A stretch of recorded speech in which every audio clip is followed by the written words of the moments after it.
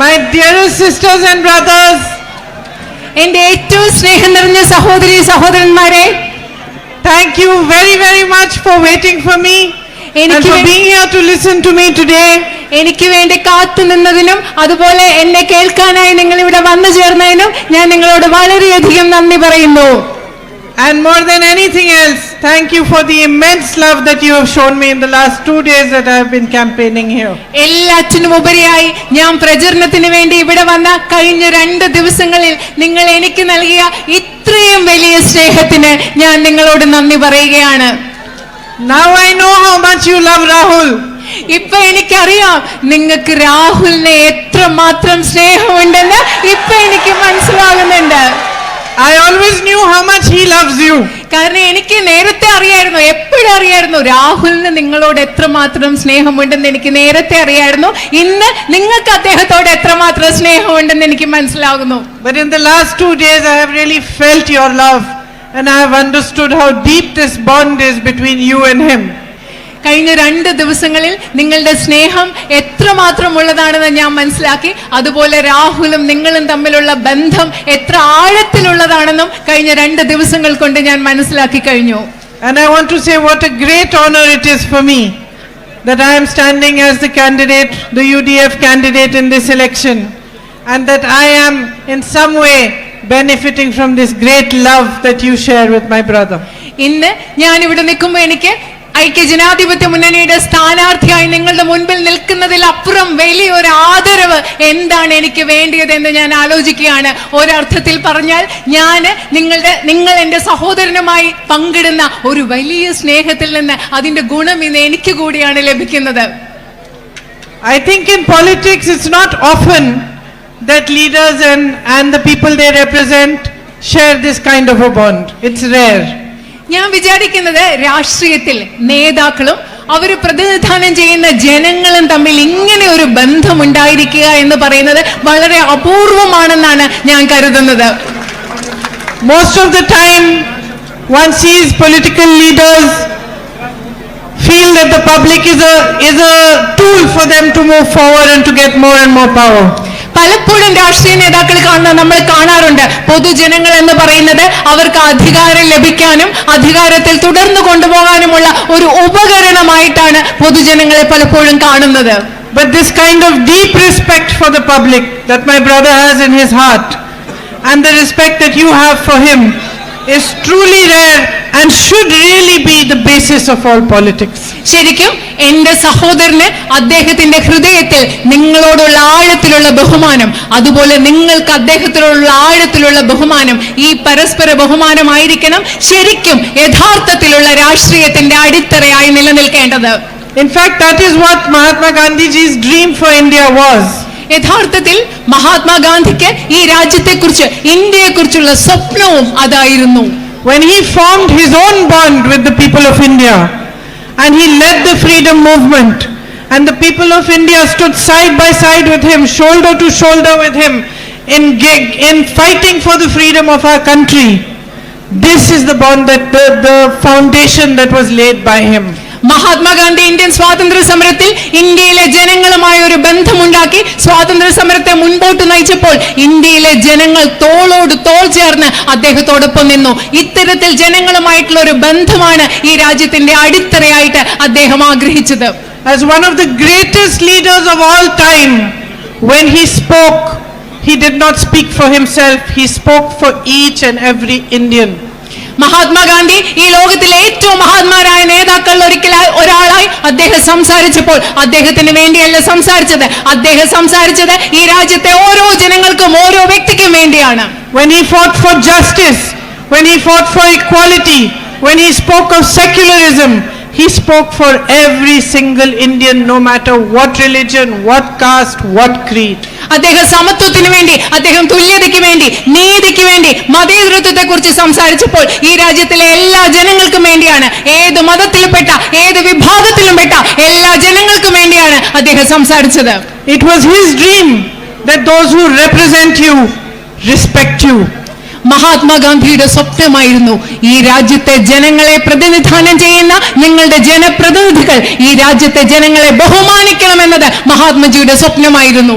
That those whom you elect to be your representatives, whether in parliament or whether in the assemblies, are people who come to you, who understand your problems, who come to your homes, discuss with you what the solutions can be, and then make policies to help you and to make you progress. അദ്ദേഹത്തിന്റെ സ്വപ്നമായിരുന്നു ജനപ്രതിനിധികളായി പാർലമെന്റിലേക്ക് നിയമസഭയിലേക്ക് നിങ്ങൾ തെരഞ്ഞെടുക്കുന്നവർ നിങ്ങളുടെ വീടുകളിലെത്തി നിങ്ങളോട് സംസാരിക്കുന്നവർ, നിങ്ങളുടെ പ്രശ്നങ്ങൾ എന്താണെന്ന് മനസ്സിലാക്കുന്നവർ, ഈ പ്രശ്നം പരിഹരിക്കാൻ വേണ്ടി പ്രവർത്തിക്കുന്നവർ, അങ്ങനെയുള്ളവരായിരിക്കണം ജനപ്രതിനിധികൾ എന്നത് അദ്ദേഹത്തിന്റെ സ്വപ്നമായിരുന്നു. And yet today on this very land on which the Mahatma fought for our freedom, ഇന്ന് ഈ രാജ്യത്ത് എവിടെയാണോ മഹാത്മാഗാന്ധി നമ്മുടെ സ്വാതന്ത്ര്യത്തിന് വേണ്ടി പോരാടിയത് ആ നാട്ടിൽ, and on this very land where the indigenous tribal people of Wayanad fought for our freedom, ഇതേ ഭൂമിയിൽ തദ്ദേശീയരായ ആദിവാസി ജനങ്ങൾ എവിടെയാണോ വയനാട്ടിന്റെ ഭൂമിയിൽ ബ്രിട്ടീഷുകാർക്കെതിരെ നമ്മുടെ സ്വാതന്ത്ര്യത്തിന് വേണ്ടി പോരാടിയത് ആ നാട്ടിൽ, as part of India, we see what kind of governance there has been in our country for the last 10 years. അങ്ങനെ ഒരു രാജ്യത്ത് ഇന്ത്യയുടെ ഭാഗമായി നമ്മൾ കണ്ടുകൊണ്ടിരിക്കുകയാണ്. കഴിഞ്ഞ 10 വർഷങ്ങളായി ഈ രാജ്യത്ത് എങ്ങനെയുള്ള ഒരു ഭരണമാണ് നടന്നുകൊണ്ടിരിക്കുന്നതെന്ന് നമ്മൾ കണ്ടുകൊണ്ടിരിക്കുകയാണ്. We have seen the politics of communalism destroy every peaceful, every loving relationship between different religions. നമ്മൾ കണ്ടിട്ടുണ്ട് കഴിഞ്ഞ 10 വർഷങ്ങളായി വർഗീയതയുടെ രാഷ്ട്രീയം, വിവിധ മതങ്ങൾ തമ്മിലുള്ള സാഹോദര്യത്തെ, സമാധാനത്തെ ഇല്ലാതാക്കുന്ന കാഴ്ച ഈ രാജ്യത്ത് നമ്മൾ കണ്ടിട്ടുണ്ട്. They have tried to sow the seeds of fear, of anger, of hatred, of mistrust between different communities. വിവിധ സമുദായങ്ങൾക്കിടയിൽ ഭയത്തിന്റെ, ദ്വേഷത്തിന്റെ, വെറുപ്പിന്റെ വിത്തുകൾ വിതയ്ക്കാൻ അവർ ശ്രമിച്ചുകൊണ്ടിരിക്കുകയാണ്. And have you ever thought of why they do this? നിങ്ങൾ എപ്പോഴെങ്കിലും ആലോചിച്ചിട്ടുണ്ടോ എന്തുകൊണ്ടാണ് അവരിത് ചെയ്യുന്നതെന്ന്? Think of a family. Think of 3 brothers in a family. നിങ്ങൾ ഒരു കുടുംബത്തെ പറ്റി ആലോചിക്കുക, ഒരു കുടുംബത്തിലെ 3 സഹോദരങ്ങളെ പറ്റി ആലോചിക്കുക. And think that they are all working together. Maybe they have a factory or a business or a piece of land, and they all work together happily on that land. നിങ്ങൾ ആലോചിക്കുക, അവർക്ക് ഒരുപക്ഷെ ഒരു ഫാക്ടറി ഉണ്ടാകാം, ഒരു business ഉണ്ടാകാം, ഒരു വ്യവസായം ഉണ്ടാകാം, കുറച്ച് ഭൂമി ഉണ്ടാകാം. അവർ 3 പേരും ഒരുമിച്ച് ചേർന്നുകൊണ്ട് അതിനുവേണ്ടി പ്രവർത്തിച്ചുകൊണ്ടിരിക്കുന്ന ഒരു സാഹചര്യം നിങ്ങളൊന്ന് ആലോചിച്ച് നോക്കിക്കേ. They share equally what they earn so that each of their families progresses together. കാരണം അവർ 3 പേരും എന്തൊക്കെ സമ്പാദിക്കുന്നോ അവർ തുല്യമായിട്ട് പങ്കിടുന്നു. കാരണം എല്ലാവരുടെയും കുടുംബങ്ങൾ ഒരുപോലെ പുരോഗതി പ്രാപിക്കുന്നു. And think that someone one day comes and fills their ears about each other and says that you should not trust your brother because he is going to take more than you, or you should not trust your sister. Think what will happen. ഇങ്ങനെ സന്തോഷമായിട്ട് ജീവിച്ചിരിക്കുന്ന സഹോദരങ്ങളുടെ ഇടയിലേക്ക് നിങ്ങളൊന്ന് ആലോചിച്ച് നോക്കുക. ഒരു ദിവസം ഒരാൾ വന്ന് അങ്ങോട്ടും ഇങ്ങോട്ടും പറഞ്ഞു കൊടുക്കുന്നു, നിങ്ങൾ നിങ്ങളുടെ സഹോദരനെ വിശ്വസിക്കരുത്, കാരണം ആ സഹോദരൻ നിങ്ങളെക്കാൾ കൂടുതൽ സഹോദരന് പൈസ ഉണ്ടാവും അല്ലെങ്കിൽ സഹോദരിക്ക് ഉണ്ടാകും എന്ന് പരസ്പരം അവരുടെ ഇടയിൽ ഒരാൾ വന്ന് പറയുന്ന അവസ്ഥ നിങ്ങളൊന്ന് ആലോചിച്ച് നോക്കിക്കേ. The strength of that family will be divided. ഇത് നടക്കുമ്പോൾ എന്താ സംഭവിക്കുന്നത്? ആ കുടുംബത്തിന്റെ ഐക്യം, ആ കുടുംബത്തിന്റെ ശക്തി ഇല്ലാതെ അവർ വിഭജിച്ചു പോകും. They will fight. അവർ അങ്ങോട്ടും ഇങ്ങോട്ടും പരസ്പരം പോരാടും. And no family, no country can benefit from this kind of a fight. ഇങ്ങനെ പരസ്പരമുള്ള ഒരു പോരാട്ടത്തിൽ നിന്ന് ഒരു കുടുംബത്തിന് ഗുണമുണ്ടാവില്ല. അതുപോലെ ഒരു രാജ്യത്തിനും അതിനുള്ളിലെ ആളുകൾ പരസ്പരം പോരാടുമ്പോൾ ഒരിക്കലും ഗുണമുണ്ടാവില്ല. If this were to happen in a family, then the person sowing those seeds of mistrust would be the only one who would benefit from the fight. ഇങ്ങനെ ഒരു കുടുംബത്തിൽ ഒരു സാഹചര്യം ഉണ്ടാവുകയാണെങ്കിൽ ആ കുടുംബത്തിലെ ആളുകളുടെ ഇടയിൽ അവിശ്വാസത്തിന്റെ വിത്ത് പാകിയ ആളാണോ ആ ആളിന് മാത്രമായിരിക്കും ഈ കുടുംബാംഗങ്ങളുടെ ഇടയിൽ ഉണ്ടാകുന്ന ഒരു പോരാട്ടത്തിൽ നിന്ന് ഗുണമുണ്ടാവുക. And in the same way, this happens in politics. ഇതേ രീതിയിലാണ് രാഷ്ട്രീയത്തിലും നടന്നുകൊണ്ടിരിക്കുന്നത്. When you are told to fight each other, somebody is benefiting.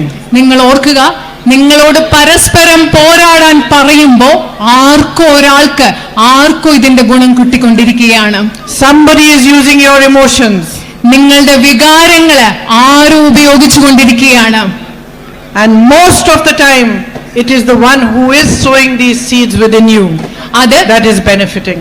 കൂടുതൽ സമയത്തും നിങ്ങളുടെ ഉള്ളിൽ വിദ്വേഷത്തിന്റെ വിഭാഗീയതയുടെ വിത്തുകൾ പാകുന്നത് ആരാണോ അവരാണ് ഇതിൽ നിന്ന് ഗുണമുണ്ടാക്കിക്കൊണ്ടിരിക്കുന്നതെന്ന് നിങ്ങൾ മനസ്സിലാക്കണം.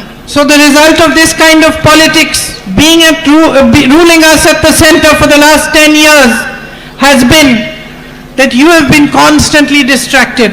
കാരണം ഇത്തരത്തിൽ നമ്മുടെ രാജ്യത്തെ കഴിഞ്ഞ 10 വർഷങ്ങളായി ഇത്തരത്തിൽ ഭരിച്ചുകൊണ്ടിരിക്കുന്ന ഒരു രാഷ്ട്രീയത്തിന്റെ റിസൾട്ട്, ഈ രാഷ്ട്രീയത്തിന്റെ ഫലമായി സംഭവിക്കുന്നതെന്ന് വെച്ചാൽ നിങ്ങളുടെ ശ്രദ്ധ എപ്പോഴും നിരന്തരമായി നിങ്ങളുടെ ശ്രദ്ധ വ്യതിചലിപ്പിച്ചുകൊണ്ട് മാറ്റിക്കൊണ്ടിരിക്കുകയാണ്. And while you are distracted, while fear is being sowed in your hearts, somebody else is benefiting.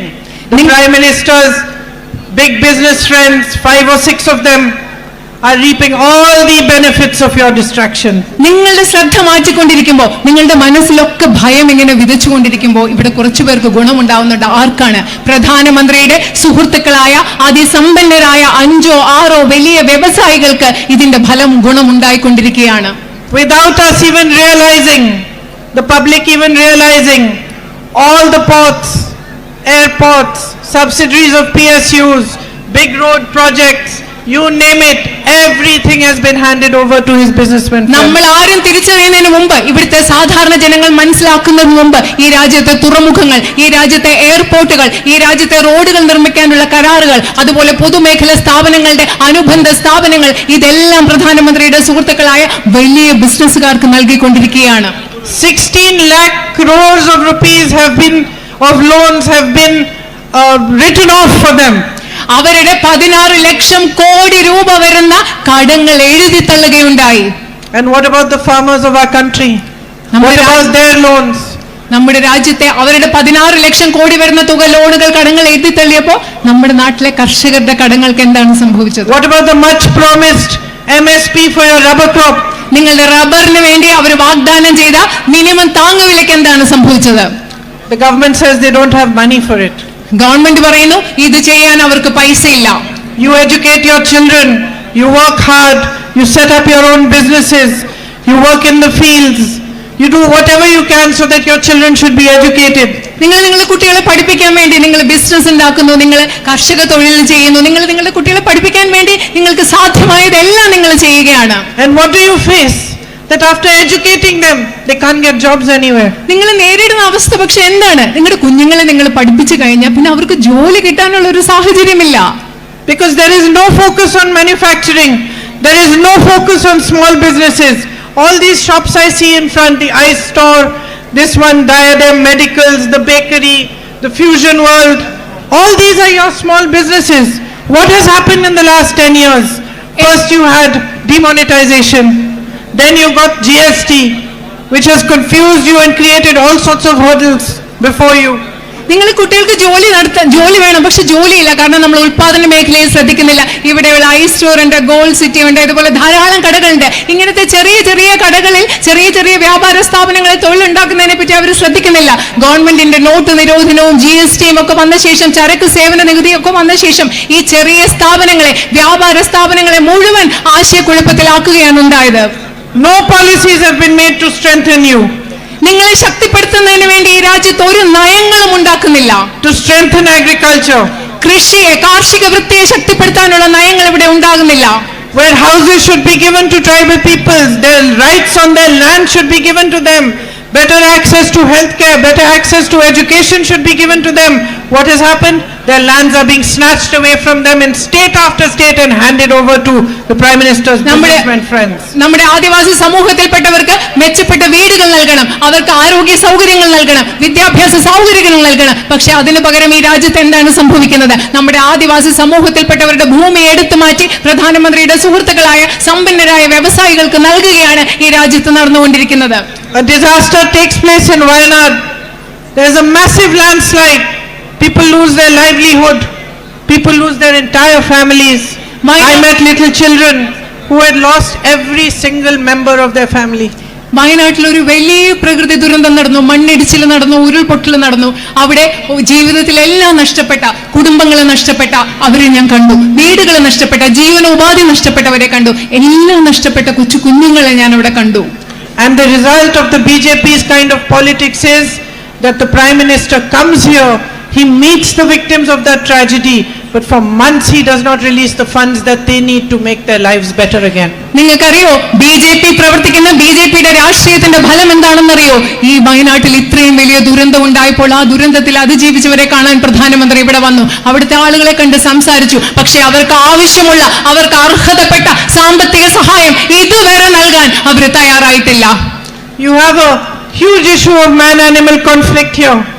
ഇവിടെ മനുഷ്യ വന്യജീവി സംഘർഷം എന്ന് പറയുന്ന ഒരു വലിയ ഇഷ്യൂ, ഒരു വലിയ പ്രശ്നം നിങ്ങൾ നേരിടുന്നുണ്ട്. Something that needs a concerted effort so that a good solution can be found.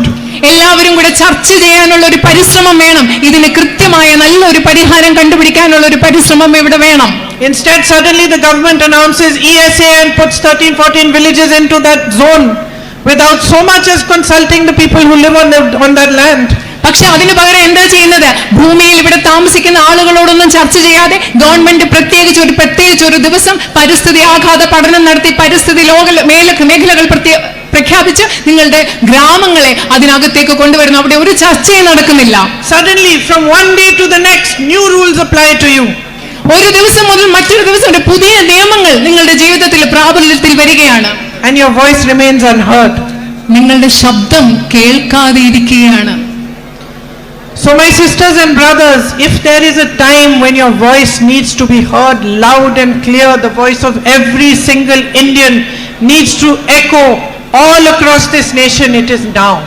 എന്റെ പ്രിയപ്പെട്ട സഹോദരന്മാരുടെ നിങ്ങളുടെ ശബ്ദം ഏറ്റവും വ്യക്തമായും ഏറ്റവും ഉച്ചത്തിലും കേൾക്കേണ്ട ഒരു സമയമുണ്ടെങ്കിൽ, രാജ്യം മുഴുവൻ, ഈ രാജ്യത്തെ ഓരോ വ്യക്തിയുടെയും ശബ്ദം പ്രതിധ്വനിക്കേണ്ട ഒരു സമയമുണ്ടെങ്കിൽ ആ സമയം ഇന്നാണെന്ന് ഞാൻ നിങ്ങളോട് പറയുകയാണ്. Each one of you represent all that is beautiful about our nation. ഇവിടെയുള്ള നിങ്ങൾ ഓരോരുത്തരും പ്രതിനിധാനം ചെയ്യുന്നത് നമ്മുടെ രാജ്യത്ത് ഏറ്റവും മനോഹരമായിട്ടുള്ളത് എന്താണോ അതിനെയാണ് ഇവിടെയുള്ള നിങ്ങൾ ഓരോരുത്തരും പ്രതിനിധാനം ചെയ്യുന്നത്. Yes, you also. You also. You are looking at. You have a beautiful smile. Yeah. നിങ്ങൾക്ക് മനോഹരമായ ഒരു പുഞ്ചിരിയുണ്ട്. Why? Because here in Wayanad you have always stood for what is right. എന്തുകൊണ്ടാണ് ഞാൻ അങ്ങനെ പറയുന്നത്? കാരണം വയനാട്ടിലെ ജനങ്ങൾ എല്ലാ കാലത്തും എന്താണോ ശരി അതിനുവേണ്ടി നിലകൊണ്ടിട്ടുള്ള ജനങ്ങളാണ് നിങ്ങൾ. This has been your history. ഇത് നിങ്ങളുടെ ചരിത്രമാണ്. There is so much natural beauty here, but you have beauty of the spirit. ഇവിടെ മനോഹരമായ പ്രകൃതി സൗന്ദര്യം ധാരാളമുണ്ട്. പക്ഷെ അത് മാത്രമല്ല, നിങ്ങൾക്കുള്ളിന്റെ ഉള്ളിൽ വരുന്ന നിങ്ങളുടെ ചൈതന്യത്തിനൊരു സൗന്ദര്യമുണ്ട്. Today the whole world is recognizing that my brother is fighting for the truth and he's been fighting alone. ഇന്ന് ലോകം മുഴുവൻ തിരിച്ചറിയുകയാണ്, എന്റെ സഹോദരൻ സത്യത്തിന് വേണ്ടി പോരാടിക്കൊണ്ടിരിക്കുകയാണ്, സത്യത്തിന് വേണ്ടി അദ്ദേഹം തനിയെ പോരാടിക്കൊണ്ടിരിക്കുകയാണെന്ന് ഇന്ന് ലോകം മുഴുവൻ തിരിച്ചറിയുന്നു. But you, my sisters and brothers, recognized it the minute you saw his face. പക്ഷേ ലോകം മുഴുവൻ ഇന്നത് തിരിച്ചറിയുമ്പോൾ എന്റെ സഹോദരന്മാരായ നിങ്ങൾ ഓരോരുത്തരും അദ്ദേഹത്തിന്റെ മുഖം കണ്ട നിമിഷം അദ്ദേഹം സത്യത്തിന് വേണ്ടി പോരാടുന്ന ആളാണെന്ന് നിങ്ങൾ തിരിച്ചറിഞ്ഞു. You are the light that the whole of India should see. Where Hindus, Muslims, Christians live as brothers and sisters, no fighting, no anger, no hatred. നിങ്ങൾ ഇന്ത്യ മുഴുവൻ കാണേണ്ട പ്രകാശമാണ് ഇവിടെയുള്ള ജനങ്ങൾ. ഇവിടെ ഹിന്ദുവും മുസ്ലിം ക്രിസ്ത്യാനിയും ഒരു പ്രശ്നവുമില്ലാതെ ഒരുമിച്ച് സാഹോദര്യത്തോടെ ജീവിക്കുന്ന നിങ്ങൾ എന്ന് പറയുന്നത്. You are the dream that Mahatma Gandhi dreamt. Mahatma Gandhi കണ്ട സ്വപ്നമാണ് നിങ്ങൾ, ഇവിടെയുള്ള വയനാട്ടിലെ ജനങ്ങൾ. And here, standing here on this stage in front of you, I can tell you from my heart, there is no greater honor for me than to be given the chance to represent you in Parliament. ഇന്ന് ഈ സ്റ്റേജിൽ നിങ്ങളുടെ മുമ്പിൽ നിന്ന് എനിക്ക് പറയാൻ കഴിയും, നിങ്ങളെ ഇന്ത്യൻ പാർലമെന്റിൽ പ്രതിനിധീകരിക്കുക എന്നതിലുപരി അതിലും വലിയ ഒരു ആദരവ് എനിക്ക് കിട്ടാനില്ല എന്ന് എനിക്ക് നിങ്ങളോട് പറയാൻ സാധിക്കും. Plus, I have been a housewife now for 30 years, more than 30 years, so I have a really loud voice. My husband will tell you.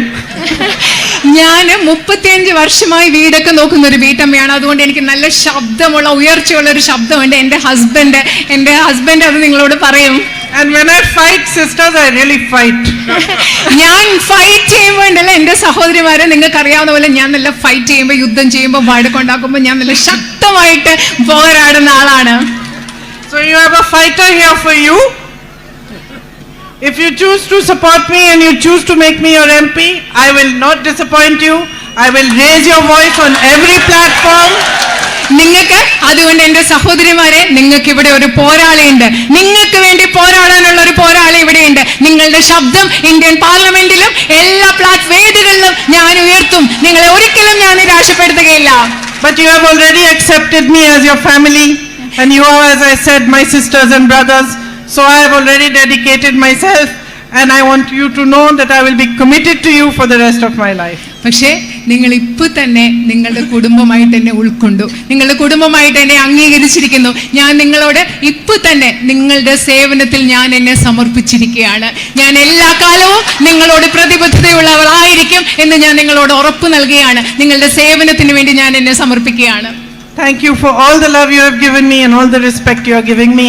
I will not let you down. നിങ്ങൾ നൽകിയ എല്ലാ സ്നേഹത്തിനും ബഹുമാനത്തിനും ഞാൻ നന്ദി പറയുന്നു. നിങ്ങളെ ഞാൻ ഒരിക്കലും നിരാശപ്പെടുത്തുകയില്ല. Thank you. നന്ദി.